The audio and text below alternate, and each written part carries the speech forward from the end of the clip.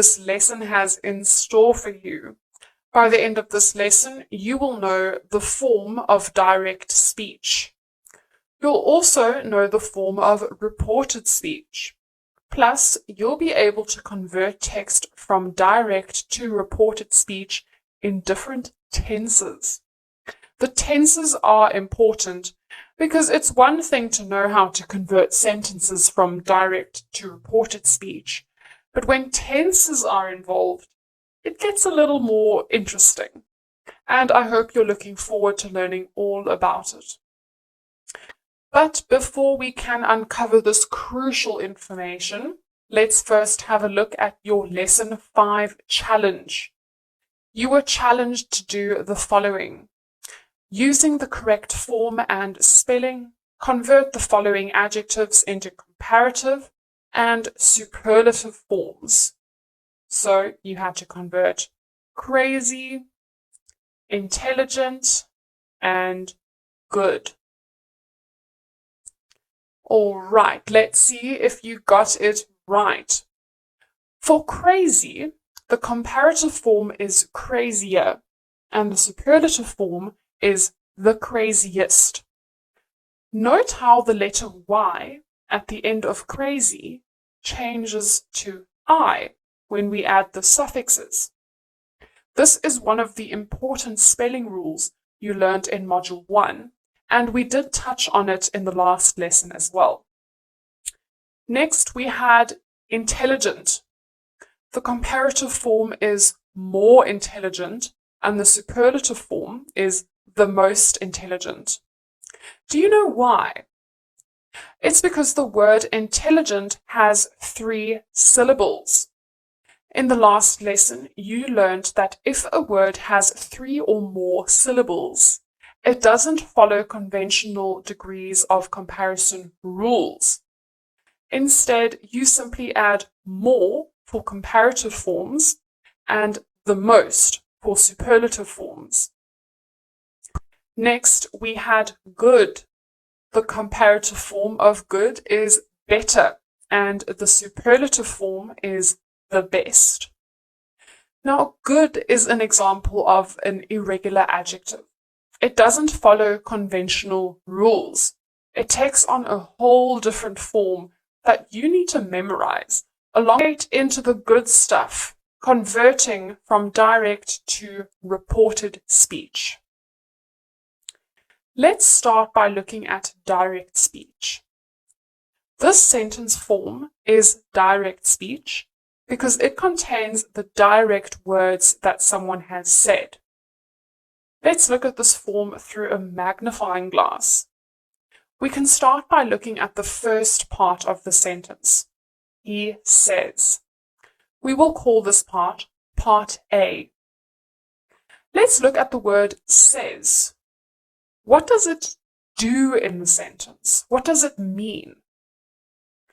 Well, it's the word that shows that that which follows it contains what someone else has said. Though says is the most common word for direct and reported speech, there are other words that can be used in its place, like shouts, claims, asks, explains, and so on. Now take note of the comma after the word says. This is extremely important in direct speech. Now, what is the tense of Part A? It's present simple tense. Okay, now let's have a look at Part B of the sentence. I create art. Do you know what this part of the sentence refers to? It's the exact words of the person. This is what direct speech is. It shows exactly what someone else has said, word for word. Note the quotation marks. This is crucial.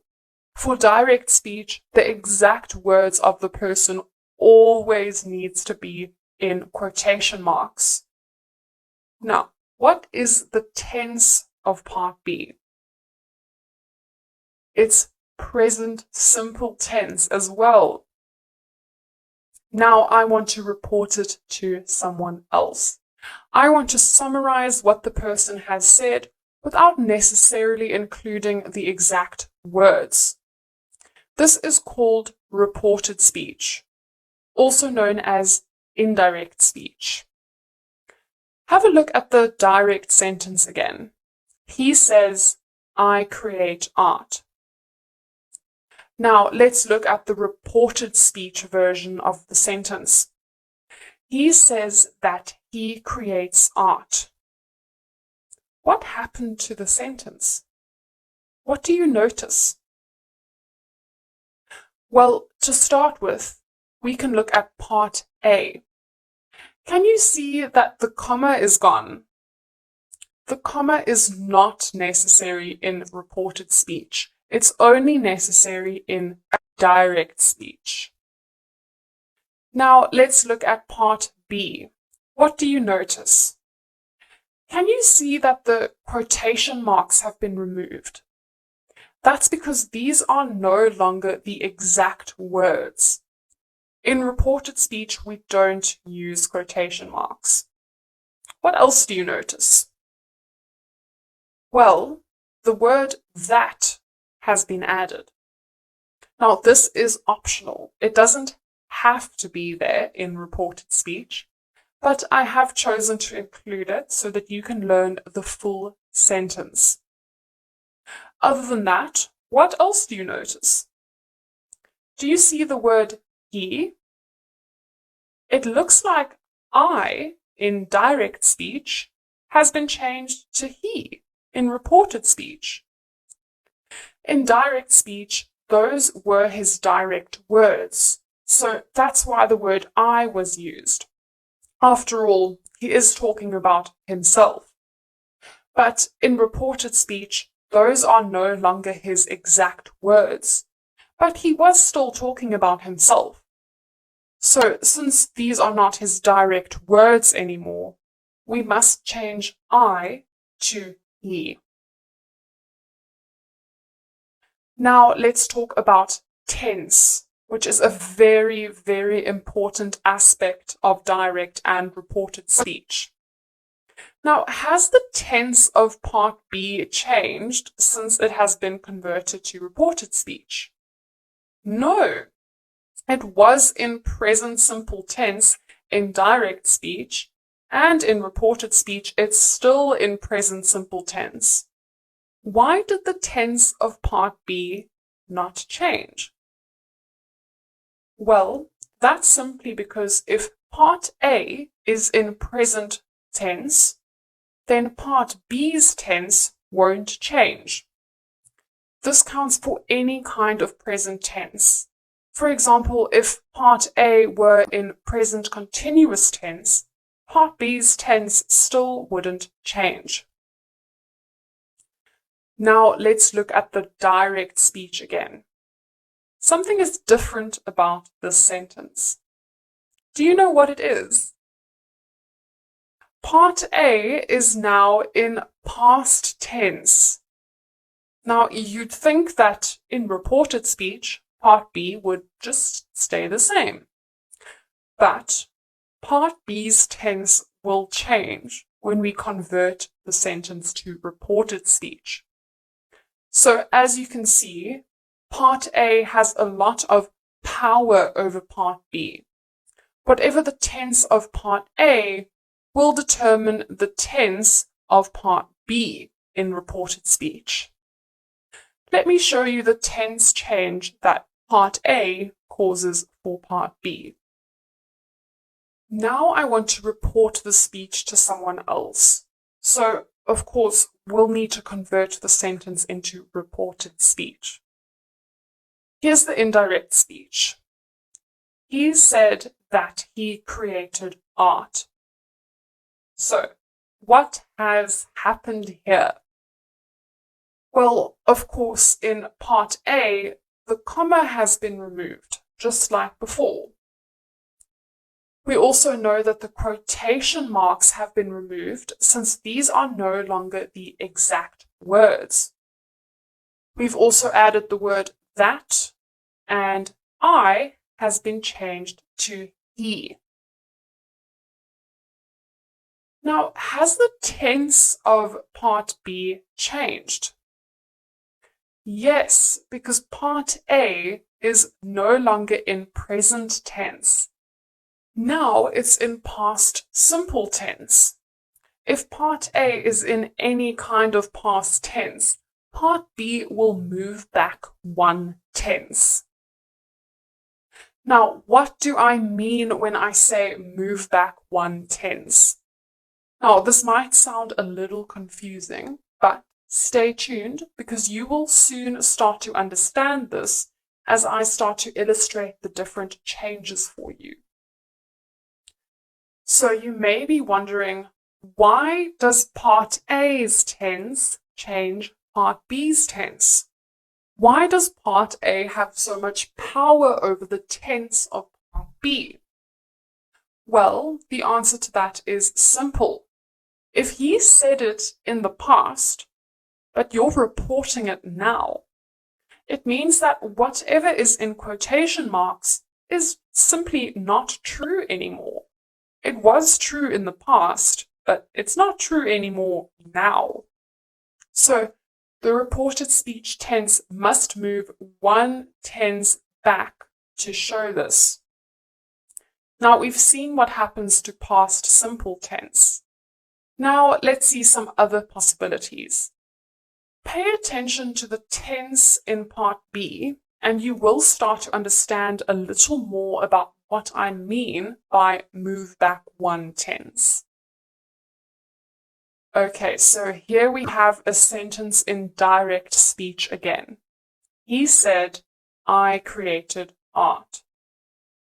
So the tense of part A is still past simple tense, which means if we want to convert the sentence into reported speech, part B will move one tense back. So, what about part B? What tense is it in direct speech? It's past simple tense. So this is where things get interesting, because we know that the tense of part B will have to move one tense back, but it's already in past tense. So how do we move the tense even further back? Let's see what happens. Okay, so now we want to convert the sentence from direct speech to reported speech. Here's the direct sentence. He said, I created art. We can now look at the reported speech sentence. Pay attention to the tense in part B. He said that he had created art. So, what happened here? Well, first of all, there's the general process. We know that in part A, the comma has been removed. We also know that in part B, the quotation marks have been removed. Additionally, we added the word that, and we changed I to he. In direct speech, part B is in past simple tense. Since in direct speech, part A is also in past tense, part B will move back one tense. So, what tense does part B become? It becomes past perfect tense because it has moved back one tense. Are you starting to get what I mean by moving back one tense? Since part A is in past tense, it moves part B back one tense because part B is already in past tense in the direct speech form. So it has to move one step even further back, which brings it to past perfect tense. And we can see past perfect tense from the word had. Hopefully you remember this from Module 1 when we looked at the different tenses. If not, you can always refer back to it. Now let's have a quick recap of what you've learned so far about tense changes when converting text from direct to reported speech. First, look at the direct sentence. If part A is in present tense, part B's tense won't change in reported speech. If part A is in past tense, part B's tense will move back one step. Now, let me illustrate moving back one step. So, here are the first couple of examples. If part A is in past tense, the following will happen. He said, I create art becomes, he said that he created art. Present simple tense moves back one tense and becomes past simple tense. Next, we can look at he said, I created art. This becomes he said that he had created art. Past simple tense moves back one tense and becomes past perfect tense. Now, next we have he said, I will create art. This becomes he said that he would create art. Future simple tense moves back one tense, and as a result, will changes to would, because would is the past tense form of will. Next, we have he said, I was creating art. This becomes he said that he had been creating art. So past continuous tense moves back one tense and becomes past perfect continuous tense. Next, we have he said, I am creating art. This becomes he said that he was creating art. Present continuous tense moves back one tense and becomes past continuous tense. Next, we have he said, I will be creating art. This becomes he said that he would be creating art. Future continuous tense moves back one tense, and as a result, will changes to would, because as I mentioned, would is the past tense of will. Next, we have he said, I have created art. This becomes he said that he had created art. So present perfect tense moves back one tense and becomes past perfect tense. Note that present simple tense also becomes past perfect tense when it moves back one step. Of course, I don't expect you to remember all these tense changes now. It would be worth practicing these tense changes so that you can easily remember them soon. Remember, practice makes perfect. If you want a summary of these tense changes, you can find it in your summary notes for this lesson. Luckily, later in this lesson, you will be given the opportunity to practice what you have learned today. Let's take a quick break to have a look at what's coming up in Lesson 7. Lesson 7 will be your second reading lesson for this course. You will be given yet another opportunity to practice your reading skills in the IELTS format. My aim for you in Lesson 7 is to make it as similar to the IELTS reading section as possible, so that you can practice it exactly as you will be doing it in the IELTS test. You will be given an opportunity to make use of the handy reading strategies I taught you in Module 1, Lesson 7. I hope you are excited to practice your reading skills even more. I look forward to seeing you there. Great, so now let's talk about when to use direct or reported speech. You can use direct speech when you want to repeat someone's exact words. Direct speech is very common in books and newspaper articles because in such written genres, it's often very important to capture the speaker's exact words. But sometimes it's not that important to repeat the exact words. We use reported speech when we want to summarize what someone said or is saying. This is commonly used to explain an event or situation that took place when the direct words aren't important. All you want is to provide an overview of what the person has said. Remember earlier when I told you you'd get the opportunity to practice? Well, now is that time. We will now do a few activities together to see how well you remember the direct to reported speech conversion process. First, convert this sentence from direct to reported speech. Michael says, "I love cooking." I'll give you a few seconds to think about it.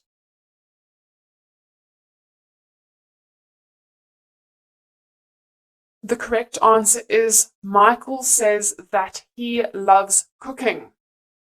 So part B's tense stays the same because part A is in present tense. I changes to he because these are no longer Michael's exact words.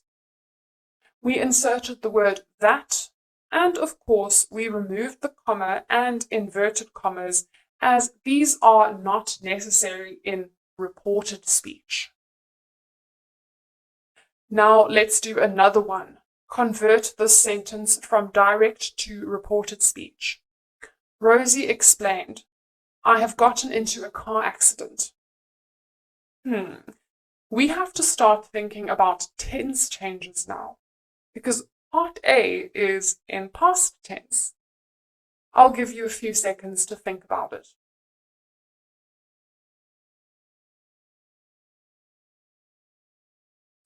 The correct answer is Rosie explained that she had gotten into a car accident. Part B's tense has moved back one step because part A is in past tense. As a result, part B changed from present perfect tense to past perfect tense. We also did the usual things.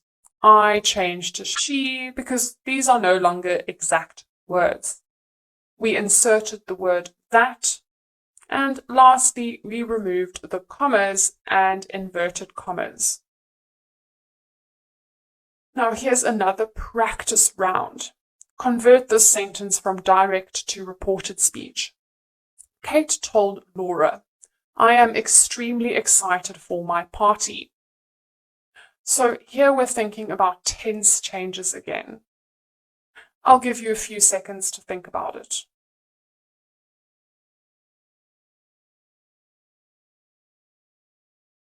The correct answer is Kate told Laura that she was extremely excited for her party. What happened here is that part B's tense had to move one step back because part A is in past tense. And the usual, I changed to she, we inserted that, and we removed the comma and inverted commas. Here's one last practice round for you. Convert this sentence from direct to reported speech. Alex exclaimed, "I have been very productive this week." So, here we're thinking about tense changes again.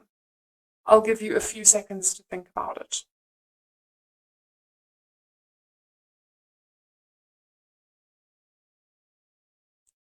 The correct answer is Alex exclaimed that he had been very productive that week.